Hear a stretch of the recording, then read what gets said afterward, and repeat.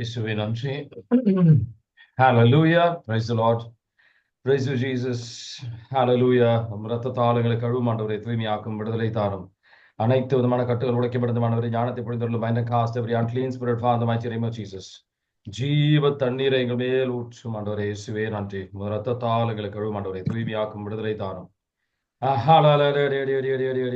மாறும் தூய் ஆவியானவரே, எங்களை வழி நடத்தும் ஐயா, எங்களோட உறவாடும். Come, Holy Spirit, and the fire fall upon us, engulf us, go through us, let it burn, burn, burn. Destroy, destroy, destroy every evil to ashes.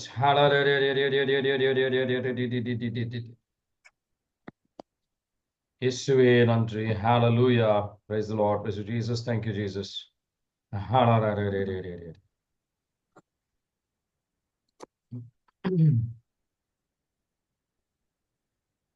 இன்னைக்கு வந்து திருப்பாடல் 29வது அதிகாரத்தில் இருக்கிறோம். திருப்பாடல் 29வது அதிகாரத்தில் 4வது வசனம் ஆண்டவரின் சத்தத்தை குறித்து பேசுகின்ற ஒரு திருவாளர், எவ்வளவு மகிமையை பற்றி பேசுகின்ற ஒரு விஷயம். நீ வந்து நம்ம அதை ஆழத்துல தியானிக்க போறோம். திருப்பாடல் 29ல 4வது வசனம் வாசிக்கிறீங்களா? ஆண்டவரின் குரல் வலிமை மிக்கது, ஆண்டவரின் குரல் மாட்சி மிக்கது. ஆமீன். ஆமீன். எல்லாரும் நான் ஜெபத்துக்கு போறதுக்கு முன்னாடி, தியானிப்பதற்கு முன்னாடி எல்லாரும் நன்றி. நல்ல ஒரு விதமான ஒரு ஆண்டவர் நல்ல ஆசீர்வதிச்சிருக்கிறார் இன்னைக்கு. ஆமீன். போன வாரம் தியானத்துக்கு ரொம்ப நல்லா இருந்துச்சு.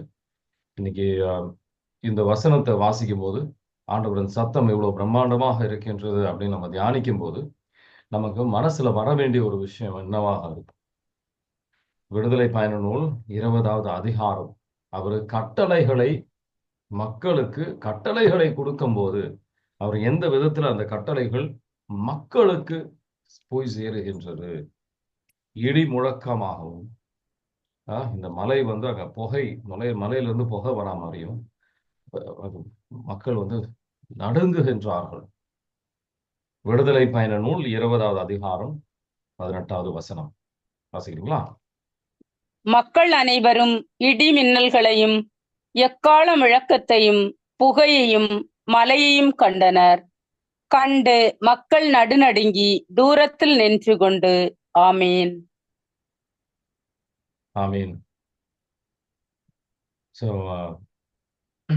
இது ரொம்ப தெளிவான ஒரு ஆண்டவர் வந்து ஒரு பேசுவதை, ஆனா அந்த பேச்சு வந்து இந்த உலகத்தில் சில அடையாளங்களோட வருகின்றது. திருத்தூதர் பணிகள் 2வது அதிகாரம் 19வது வசனம் இந்த அடையாளங்களை பற்றி இங்க தெளிவா இங்க பேசுகின்றார். திருத்தூதர் பணிகள் 2வது அதிகாரத்துல 19வது வசனம் 2 விதமான அடையாளங்கள். விண்ணிலிருந்து விண்ணகத்திலிருந்து வருகின்ற அடையாளம், இந்த உலகத்திலிருந்து வருகின்ற சில அடையாளங்கள். இந்த அடையாளங்கள் என்னென்ன, எதற்காக இந்த ஆண்டவர் இந்த அடையாளங்கள் எதற்கு தருகின்றார், இந்த அடையாளங்கள் வழியாக நம்ம வாழ்க்கையில நம்ம இதை எப்படி எடுத்துக்கணும், அதெல்லாம் தான் நம்ம இன்னைக்கு தியானிக்க போறோம். விடுதலை பயண நூல் திருத்தூதர் பணிகள் 2வது அதிகாரத்துல 19வது வசனம் வாசிக்கிறீங்களா? இன்னும் மேலே வானத்தின் அருஞ்செயல்களையும் கீழே வையகத்தில் இரத்தம், நெருப்பு, புகைப்படலம் ஆகிய அடையாளங்களையும் கொடுப்பேன். ஆமீன். இந்த அடையாளங்கள் ரொம்பவும் மிகவும் முக்கியமான ஒரு விஷயம். பூமி விண்ணகத்தில் சில அடையாளங்கள், இயேசு ஆண்டவரோட பிறப்புல இருந்து எல்லா சூழ்நிலையும் சில அடையாளங்கள் நீங்க பார்க்கலாம். ஒரு விண்மீன் இருந்தது, அது மக்களை வழிநடத்தி கொண்டிருந்தது. அதனால எல்லா சூழ்நிலையிலும் இயேசு ஆண்டவரோட இறப்பு இருக்கும்போது சில அடையாளங்கள் இருந்தது. அது இந்த அடையாளங்கள் வழியாக கடவுள் நம்ம கிட்ட பேச விரும்புகின்றார். நம்ம இதை வந்து இன்னும் ஆழமா தெரிஞ்சுக்கணும். மத்தேயு 2வது அதிகாரத்துல 1வது வசனம் 2வது வசனம் இந்த அடையாளங்களை நம்ம பார்க்கலாம். இந்த ஞானிகள் கிழக்கிலிருந்து வருகின்ற இந்த அடையாளங்களை பார்த்துதான் இயேசுவாண்டவரை தேடி வருகின்றார்கள். மத்தேயு 2:1-2 வாசிக்கிறீங்களா? ஏரோது அரசன் காலத்தில் யூதேயாவிலுள்ள பெத்லேஹேமில் இயேசு பிறந்தார். அப்போது கிழக்கிலிருந்து ஞானிகள் எருசலேமுக்கு வந்து, யூதர்களின் அரசராக பிறந்திருக்கிறவர் எங்கே? அவரது விண்மீன் எழக் கண்டோம், அவரை வணங்க வந்திருக்கிறோம் என்றார்கள். ஆமீன். இதனால excuse me. So, அதனால இந்த ஒரு அடையாளம் அப்படின்றத ஒரு இறப்பின் சூழ்நிலையிலும் பல அடையாளங்கள் நம்ம வந்து பார்த்துருக்கோம். ஒரு நிலநடுக்கம் வருவது, இந்த அடையாளங்கள் வழியாக அவரு நம்ம கிட்ட ஒரு பல விஷயங்கள் ஆண்டவர் வந்து வெளிப்படுத்த விரும்புகின்றார். ஒரு சகோதரர், நம் மத்தியில் இருக்கின்ற ஒரு சகோதரர் வந்து அவரோட வாழ்க்கையில, இது விபிலியத்துல நடக்கின்ற ஒரு அடையாளங்கள் மட்டும் கிடையாது, ஆவியானவரோட பிரசன்னம். திருத்தூதர் பணிகள் 2வது அதிகாரம் 19வது வசனத்தை என்ன வாசிச்சோம்? அவர் அடையாளங்கள் தருவார் அப்படின்னு சொல்லி அவர் வெளிப்படுத்தினார். ஆவியானவரோட பிரசன்னம் நம்ம வாழ்க்கையில வருகின்றது என்றால் இந்த அடையாளங்களும் நமக்கு கடவுள் தருவார். நமக்கு உள்ள இருந்துன்னு மட்டும் இல்ல, வெளியில சில அடையாளங்களும் அவர் தருவார். ஆவியானவரோட ஒரு வழிநடத்துதல் ஒரு வழி. அது அவர் அப்படிதான் வந்து வழி நடத்துவார். அது நம்ம காலகட்டத்துல இருந்த விபிலியத்துல பல சூழ்நிலையில் நடந்திருக்கு. அவர் முதல் முறையா சொல்லும் போது நானும் இந்த அடையாளங்கள்லாம் பார்த்திருக்கேன். இந்த முதல் முறையாக அவர் சொல்லும் போது எனக்கு கிடைச்ச அடையாளம் மாதிரி உங்களுக்கு ஒரு அடையாளம் தராரு. ஆனா விபிலியத்திலும் இருக்கு அப்படின்னு சொல்லி ஆண்டவர் வந்து எல்லாம் தெளிவாக வெளிப்படுத்தினார். இப்போ அந்த சகோதரர் பார்த்த அடையாளம் என்ன அப்படின்னு பாத்தீங்கன்னா, அவர் வந்து ஒரு கழுகை வந்து அவர் ஆபீஸ்ல, அவர் வேலை செய்யற இடத்துல, வேற இடத்துல செல்லும் போதும் இந்த மாதிரி சில கழுகுகளை அவர் பார்த்துக்கிட்டு இருந்தார். அவர் வீட்டுல கூட வந்து ஒரு கழுகு வந்து ஒரு தொட்டியில உட்கார்ந்துட்டு இருக்கிற மாதிரி அவர் ஒரு உயிருள்ள கழுகு. இது ஒரு காட்சி எல்லாம் கிடையாது, உண்மையா நடந்த ஒரு நிகழ்வுகள் தான் நான் சொல்லிட்டு இருக்கேன். சரிங்களா? சோ இந்த அடையாளங்கள் வழியாக நம்ம கிட்ட வந்து கடவுள் சில முக்கியமான விஷயங்களை சொல்ல, வெளிப்படுத்த, நம்ம புரிந்து கொள்ள அவர் அழைக்கின்றார். எல்லாம் வந்து அடையாளங்கள் ரொம்ப தேவையான விஷயம். இந்த கழுகை அவர் பார்த்தது ஒரு இடத்துல அப்படின்றது கிடையாது, இந்த பல இடத்துல இந்த கழுகுகளை அவர் பார்த்தார். எனக்கும் இந்த மாதிரி என் வாழ்க்கையில சில அடையாளங்கள் நான் பார்த்திருக்கேன். இப்ப இயேசு ஆண்டவரோட வாழ்க்கையில வந்த அடையாளங்களை நம்ம பார்க்கலாம். மத்தேயு 3வது அதிகாரம் 16, 17. அவரோட ஞானஸ்தானம் வந்து அவர் பெறும்போது, பேப்டிசம் பெறும்போது அவருக்கு நடக்கின்ற ஒரு அடையாளம் என்ன? ஒரு புறாவின் வடிவில், உயிருள்ள புறா தான். நம்மளால இந்த அடையாளங்கள்லாம் வந்து இந்த பூமியில் இருக்கின்ற அடையாளம் வேற மாதிரி இருக்கும், விண்ணகத்திலிருந்து வருகின்ற அடையாளம். இங்க வந்து இயேசு ஆண்டவருக்கு 2 விதமான அடையாளங்களும் இருந்தது. மத்தேயு 3வது அதிகாரம் 16, 17 வாசிக்கிறீங்களா? இயேசு திருமுழுக்கு பெற்றவுடனே தண்ணீரை விட்டு வெளியேறினார். உடனே வானம் திறந்ததையும் கடவுளின் ஆவி புறா இறங்குவது போல தம்மீது வருவதையும் அவர் கண்டார். அப்பொழுது, என் அன்பார்ந்த மைந்தர் இவரே, இவர் பொருட்டு நான் பூரிப்படைகிறேன் என்று வானத்திலிருந்து ஒரு குரல் கேட்டது. ஆமீன். இது காட்சிகள்லாம் கிடையாது.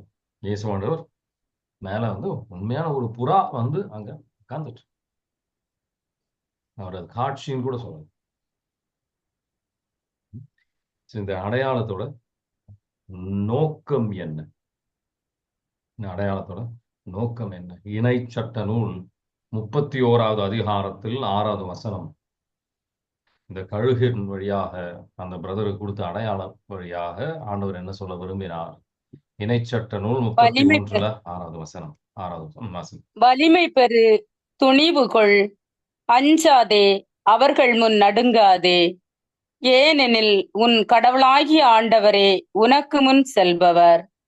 அவர் உன்னை விட்டு விலக மாட்டார், உன்னை கைவிடவும் மாட்டார். ஆமீன். ஏன் விலக மாட்டார்? அவர் கைவிட மாட்டார். நம்ம பல கவலைகளுக்கு உள்ளாகும் போது இப்போ இந்த வசனம் எப்போ வந்தது? இணைச்சட்டம் 31வது அதிகாரம். கானான் தேசத்திற்கு போவதற்கு முன்னாடி வந்த ஒரு வசனம் இது. கானான் தேசத்துக்கு போறதுக்கு முன்னாடினா அங்க பல போர்கள் வரப்போகுது. அந்த போர்கள் நேரிடுவதற்காக ஆண்டவர் கொடுக்கிற ஒரு தைரியத்தை தருகின்றார். இப்ப இந்த கழுகு அந்த பிரதருக்கு வர்றதுக்கு முன்னாடி பல கவலைகள் அவருக்குள்ள இருந்தது. நான் உன் கூட இருக்கிறேன். நான் அவனை திடப்படுத்துவேன். அவனை வழி நடத்துவேன் அப்படின்னு சொல்லி ஆண்டவர் அவர் விசுவாசத்தை திடப்படுத்த. அவர் பல நேரத்துல நம்ம யோசிப்போம், நான் விசுவாசமாக இல்லையே, அப்ப கடவுளோட கிருபை என் வாழ்க்கையில வருமா? 2 திமோத்தி 2வது அதிகாரத்தில் 13வது வசனம். 2 திமோத்தி 2வது அதிகாரத்துல 13வது வசனம். அதுல தெளிவாக போட்டிருக்கும். நம்ம விசுவாசமாக முழுமையாக இல்லைனாலும் கடவுள் விசுவாசமானவர். அவர் விசுவாசமா செயல்படுவார். 2 திமோத்தி 2வது அதிகாரத்துல 13 வாசிக்கிறீங்களா? நாம் நம்பத்தகாதவர் எனினும் அவர் நம்பத் தகுந்தவர், ஏனெனில் தம்மையே மறுதலிக்க அவரால் இயலாது. இவற்றை நீ அவர்களுக்கு நினைவுறுத்து. ஆமீன்.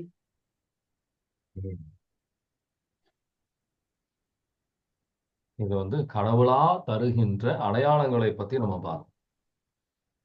இது இவங்க கேட்கல, கடவுள் கொடுத்த அடையாளங்கள் இதெல்லாம் இது வரைக்கும் நம்ம பார்த்தது. ஆனா சில பேர் விசுவாசம் குறைவாக இருக்கின்றவர்கள் என்ன செய்யறாங்க? கிதியோனின் கதையை கேட்டிருக்க வாய்ப்பு. அவர் கேட்கிறாரு, ஒரு அடையாளம் கேட்கிறாரு. ஆண்டவரே, உண்மையா நீங்க என் கூட இருக்கிறீங்களா? ஒரு அடையாளத்தை தாங்க. பல நேரத்தில் நமக்கு பல அடையாளங்கள் கிடைத்தாலும் நமக்கு பத்தல. இன்னும் ஆண்டவரை இன்னும் அதிகமா அடையாளங்கள் கேட்கிறோம். ஆனா நம்ம விசுவாசம் திடப்படுவது கிடையாது. பல அதிசயங்கள் கடவுள் நம்ம வாழ்க்கையிலையும் நமக்கு தெரிஞ்சவர்கள் வாழ்க்கையிலையும் பல அதிசயங்கள் செய்தாலும் நம்ம விசுவாசம் ஆழப்படுவது கிடையாது. நம்ம இன்னும் அடையாளங்களை தேடி நடக்கிறோம். இன்னும் ஏதாவது செய்ய மாட்டாரா அப்படின்ட்டு. நீதி அரசர்கள் புத்தகத்தில் 6வது அதிகாரம் 36 இருந்து 40 வரைக்கும் எடுத்து வாசிப்பாங்க. நீங்க இதை செய்ய போறீங்க, என் கரத்தால நீங்க இதை செய்ய போறீங்கன்னா அதுக்கு ஒரு அடையாளம் தாங்க அப்படின்னு சொல்லி அவரு கேட்கிறாரு. கிதியோன் கேட்கறது பாவம் கிடையாது. ஆனா அது ஆழமான விசுவாசத்தின் அடையாளம் கிடையாது. நீதி அரசர்கள் 6வது அதிகாரம் 36 இருந்து 40 வாசிக்கிறீங்களா? நீதி தலைவர்கள் 6வது அதிகாரத்துல 36 இருந்து 40. கிதியோன் கடவுளிடம், நீர் கூறியபடி இஸ்ரவேலை என் மூலம் விடுவிக்க விரும்பினால், இதோ நான் ஆட்டுக்கம்பளியை போரடிக்கும் களத்தில் வைக்கிறேன். கம்பளி மேல் மட்டும் பனி இறங்கி இருந்து தரை முழுவதும் காய்ந்திருந்ததே. ஆனால் நீர் கூறியபடி என் மூலம் இஸ்ரவேலை நீர் விடுவிப்பீர் என நான் அறிந்து கொள்வேன் என்றார். அவ்வாறே நடந்தது. மறுநாள் காலை அவர் எழுந்து கம்பளியை பிழிந்தார். அவர் கம்பளியை முறுக்கி பிழிய பனி நீர் ஒரு கிண்ணம் முழுவதையும் நிரப்பியது. கிதியோன் கடவுளிடத்தில், எனக்கு எதிராக நீர் சினம் கொள்ளாதீர். மீண்டும் ஒரு முறை நான் பேசுகிறேன். இன்னும் ஒரு முறை மட்டும் நான் கம்பளியால் சோதித்து பார்க்கிறேன். கம்பளி மட்டும் உலர்ந்திருக்க வேண்டும், தரை மீதெங்கும் பனி இறங்கியிருக்க வேண்டும் என்றார். அவ்விரவில் ஆண்டவர் அவ்வாறே செய்தார். கம்பளி மட்டும் உலர்ந்திருக்க, தரை மீதெங்கும் பனி இறங்கி இருந்தது. ஆமீன். ஆண்டவருடைய இரக்கத்தில் நம்ம விசுவாசத்தை திடப்படுத்துவதற்காக ஆண்டவர் நம்ம மேல அன்பு கூர்ந்ததுனால பல அடையாளங்கள் அவர் தருகின்றார். நம்ம கேட்கும் போது அடையாளங்கள் தரார், கேட்காத போதும் அவர் அடையாளங்கள் தருகின்றார். ஆனா ஆண்டவருக்கு விசுவாசம் அப்படின்ற ஒரு விஷயம், பல பிரச்சனைகள் வரும்போது, நம்ம எதிர்பார்க்காத சூழ்நிலைகள் வரும்போது விசுவாசம் திடமாக இருக்கின்றதா? உண்மையான ஆழமான ஒரு விசுவாசம் கடவுளால் இயலாதது ஒன்றும் இல்லை என்ற விசுவாசம் நமக்குள் இருக்கின்றதா? பவுல் சொல்கின்றதை போல் அவர் தருகின்ற ஆற்றலால என்னால் எல்லாமே செய்ய முடியும் அப்படின்னு ஆழமான விசுவாசம் இருக்கின்றதா? மாதாமா பாத்திமா காட்சி தரும்போது அவங்க ஒரு அடையாளம். அந்த காலகட்டத்தில் 70,000 பேர் 1900 அந்த ஒரு 17 நினைக்கிறேன். அந்த நூற்றாண்டுல பாத்தீங்கன்னா 70,000 பேருக்கு முன்னாடி ஒரு பெரிய ஒரு அடையாளம் மாதமா அங்க காட்டுவாங்க.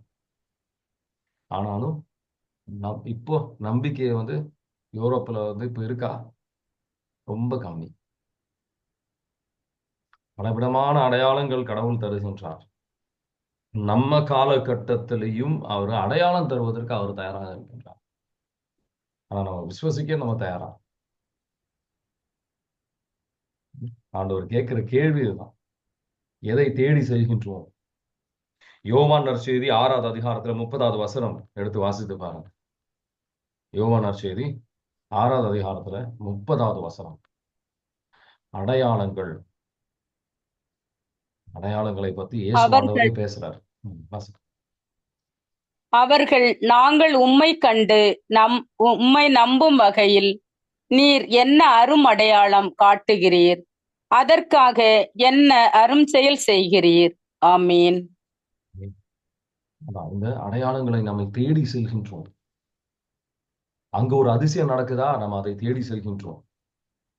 அங்க அதிசயத்தை பார்த்தாலும் நம்ம நம்புவதற்கு தயாரா இல்லை. இது அதனாலேயாக இருக்குமோ, இது இதனாலேயாக இருக்குமோ அப்படின்ற ஒரு குழப்பத்திலேயே இருக்கணும். குழப்பத்தின் ஆவிதான் நம்ம மனசுல இருக்கு. விசுவாசம் ஆடப்படாது. ஒரு அங்க அதிசயம் நடக்குது அப்படின்னு சொன்னா நிறைய பேர் சொல்லுவாங்க, இங்க இந்த மாதிரி நடக்குது, அவங்களுக்கு அந்த மாதிரி இருக்கு, இவங்களுக்கு 5 காயங்கள் இருக்கு. அதிசயங்களை தேடி போற நபர்களாக இருக்கிறோம். விசுவாசம் இருக்கிற நபர் இந்த அதிசயத்தை எல்லாம் பார்க்க போக மாட்டான். ஆண்டவருக்கு மகிமை அப்படின்னு சொல்லுவாங்க. ஆழமான விசுவாசம் இருக்கின்றவர்கள். ஆனா நம்ம அந்த மாதிரி ஒரு விசுவாசம் நமக்குள்ள இல்லை. இயேசுவாண்டவர் யோவான் நற்செய்தியில பாத்தீங்கன்னா பல அடையாளங்கள். யோவான் நற்செய்தி 12வது அதிகாரம் 28ல இருந்து 30வது வசனம் வரைக்கும் வாசிப்பான்.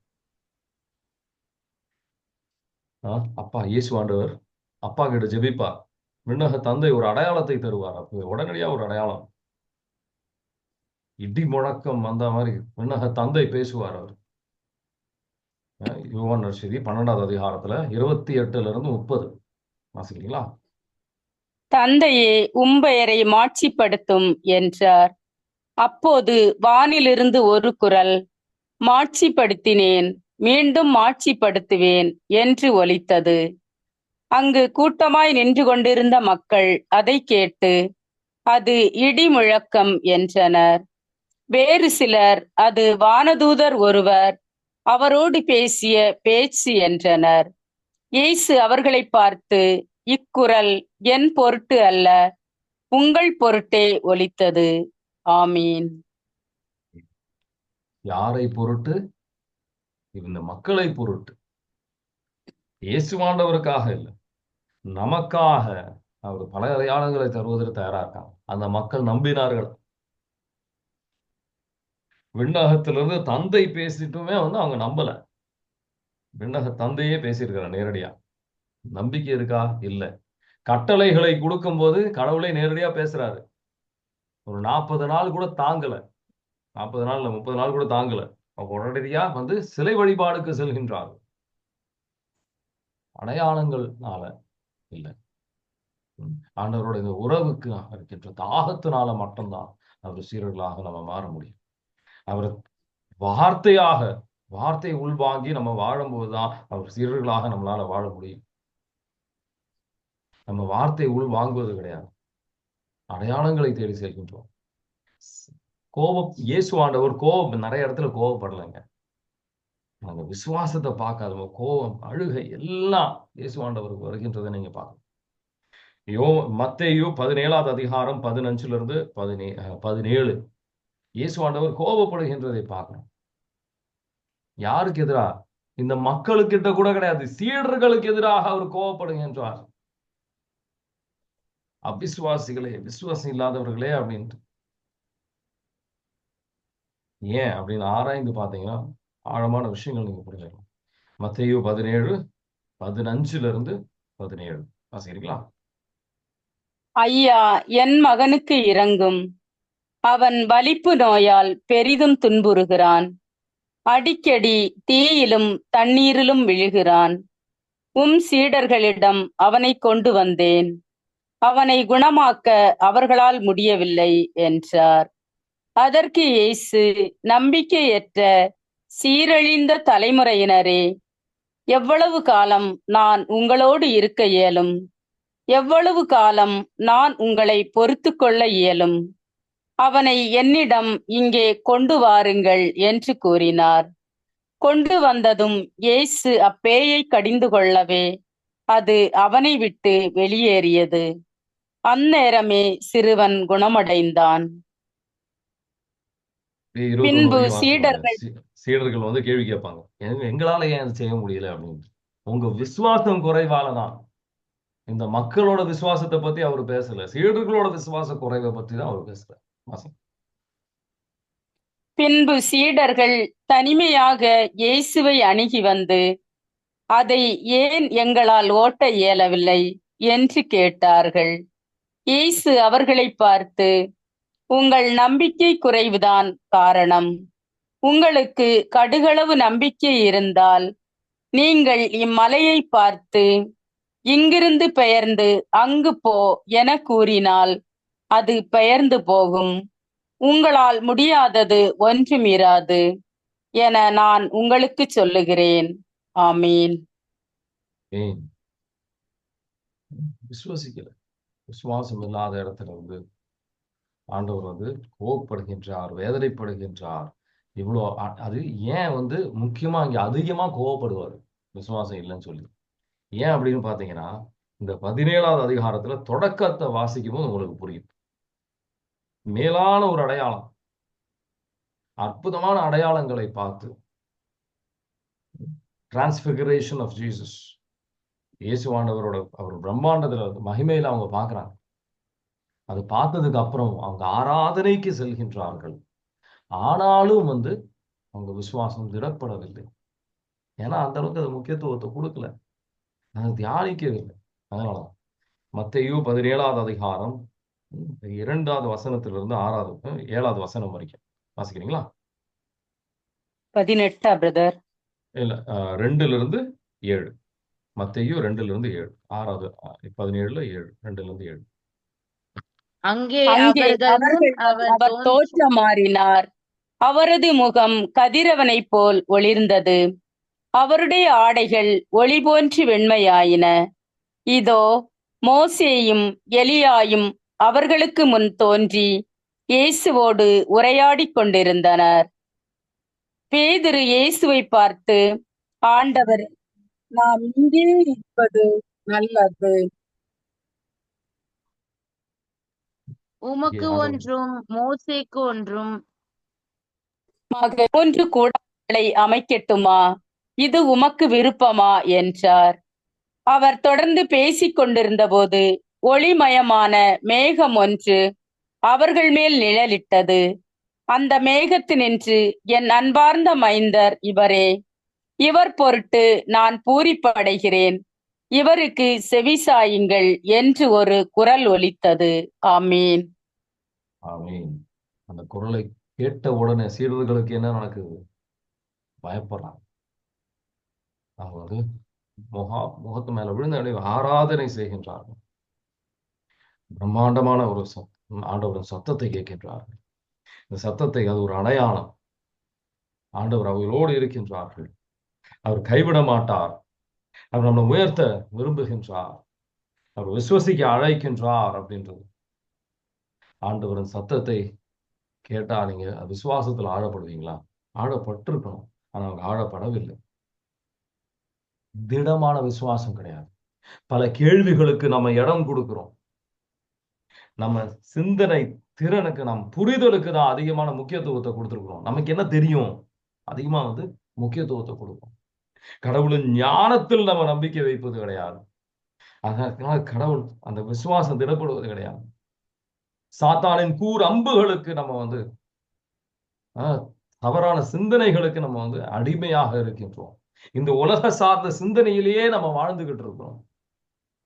ஆண்டவரை நெருங்கி நம்ம ஆண்டவர் விசுவாசத்துல ஆளப்படுவதற்கு முடியாது. ஆண்டவர் இன்னும் மேலான அற்புதங்கள் நம்ம வாழ்க்கையில செய்யணும் நீங்க விரும்புறீங்கன்னா விசுவாசத்துல ஆழப்படணும். நாசரேத் பட்டணத்துல அவரால் பெரிய அதிசயங்களை செய்ய முடியல. ஏன்னா மக்கள் விசுவாசம் இல்லை. விசுவாசத்தை திடப்படுவதற்காக அந்த கழுகை அந்த நண்பர் அவரோட வீட்டுல இருக்கு. அவர் வேலை செய்கின்ற எல்லா சூழ்நிலையிலும் நான் உன்னோடு இருக்கிறேன் அப்படின்னு சொல்லி அற்புதமான அடையாளங்களை கடவுள் தருகின்றார். ஆனாலும் நம்ம கவலைக்கு உள்ளாகிட்டோம். கவலைகளுக்கு அடிமையாக வாழ்ந்துட்டு இருக்கோம். நம்ம புரிதலுக்கு ஐயோ என்னோட தருவோம், வருங்காலத்தை பத்தி கவலை, கடந்த நாட்களை பற்றி கவலை, இருக்கிற சூழ்நிலையை நினைத்து கவலை, பல நபர்களை நம்ம வாழ்க்கையில ஆண்டவர் கொண்டு எல்லாம் நம்ம பொறுப்புன்னு நினைச்சுக்கிறோம். இல்ல, ஆண்டவரோட சேர்ந்து இணைந்து நம்ம செயல்படும் போது அவர் வெற்றியாக மாற்றுவதற்கு, நம்ம விசுவாசம் வைக்க தயாராக இருந்தால் அவர் வெற்றியாக மாற்றுவதற்கு அவர் தயாராக இருக்கின்றார். நீங்க நம்பிக்கை வைக்க தயாரா? உங்க நம்பிக்கை திடமாக இருக்கின்றதா? இந்த தவறான கேள்விகளுக்கு, தவறான சிந்தனைகளுக்கு நீங்க இடம் கொடுக்காம இருக்கிற தயாரா? உங்க ரத்தத்தால் எங்களை கழுவும் ஆண்டவரை, தூய்மையாக்கும் விட்டத்தலை தாரும். பல தவறான சிந்தனைகளுக்கு நாங்கள் இடத்தை கொடுத்திருக்கிறோம். இந்த அடையாளங்களை தேடி செல்கின்றவர்களாக நாங்கள் மாறி இருக்கின்றோம். விசுவாசத்தில் ஆழப்படுவதற்கு பல தயக்கப்பட்டிருக்கிறார்கள். எங்களை மன்னியும், உங்க ரத்தத்தால் எங்களை ஒவ்வொருத்தரையும் கழுவும் ஆண்டவரே. எங்க கல்லான இதயத்தையிடும், மனதில் இருக்கின்ற தவறான கட்டுகள், வார்த்தைக்கு மாறான சிந்தனைகளை எடுக்கணும். எல்லா கட்டுகளும், இதயத்தில் இருக்கின்ற மனதில் இருக்கின்ற கட்டுகள் உடைக்கப்படுத்தும். Bind and cast every unclean spirit, எல்லா சுத்த ஆவிகளும் கட்டி நம்மளமாக்கப்படுத்தும். Father, in the mighty name of Jesus, in the mighty name of Jesus we pray. Amen. கடவுள் உங்களை ஆசீர்வதிக்கட்டும். இந்த அடையாளங்களை தேடி செல்வதாக இருக்கு. ஆண்டவர் இன்னும் விசுவாசத்தில் ஆழப்பட நாங்கள் விரும்புகிறோம் அப்படின்னு ஜெபிங்க. விசுவாச ஆழத்தை நம்ம இதுவரைக்கும் செய்த அனைத்து நன்மைகளும் எழுதி வையுங்க, அதை தியானிங்க, ஆழப்படுவீங்க விசுவாசத்துல. அதெல்லாம் நடந்துருச்சு, போதும், இன்னும் வேணும், நம்ம ஒரு பேராசையில வாழக்கூடாது. அற்புதங்களையும் ஆசைதான், பேராசை. பத்தல அப்படின்ட்டு அப்படி இல்லை. அதுல அவரோட இணைந்து அவர் நன்றியில் நம்ம வாழும்போது எல்லா சூழ்நிலையும் நன்றி செலுத்துங்க அப்படின்னு ஆண்டவர் 1 தெசலோனிக்கர் 5:16 சொல்றாரு. நன்றி செலுத்தி நீங்க வாழும்போது அமைதியிலையும் மகிழ்ச்சியிலையும் நீங்க எப்பவுமே இருப்பீங்க. God bless you. Have a nice day.